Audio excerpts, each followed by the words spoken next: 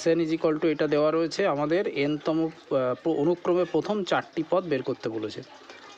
আচ্ছা, তাহলে আমরা এনতম পদ কিভাবে বের করি? এনতম পদ ইজ ইকুয়াল টু আমরা UN is equal two S N minus S N minus one.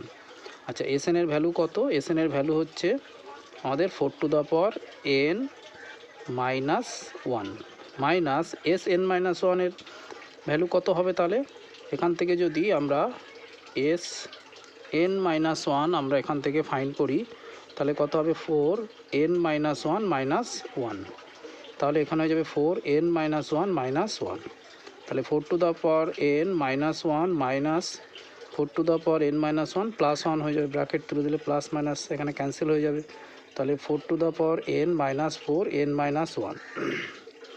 এখান থেকে 4 টু দ্য পাওয়ার এনকে আমরা লিখতে পারি 4 into 4 to the power N minus one 4 N minus one. 4 to the power N minus one যদি এখান থেকে common নিই তাহলে 4 মাইনাস ওয়ান হয়ে যাবে।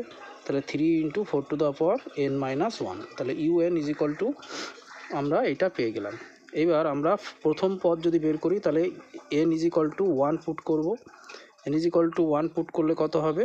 3 into 4 to the power 1 is equal to এখানে হয়ে যাবে হচ্ছে 3। U two is equal to 3 into 4 to the power 2 minus 1। এটাকে করলে হয়ে যাবে 3 ইন্টু 4, তাহলে হচ্ছে 12 হয়ে যাবে। U three is equal to 3 into 4 to the power এখানে এনের জায়গায় কত পুট করব? 3 মাইনাস 1।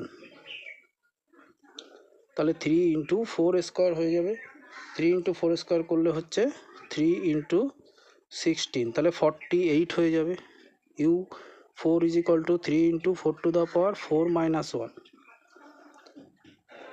এখানে 3 into 4 to the power 4 minus 1 করলে কত হবে? 3 into 4 cube, that means 3 into 64, তাহলে মানে 192 হবে।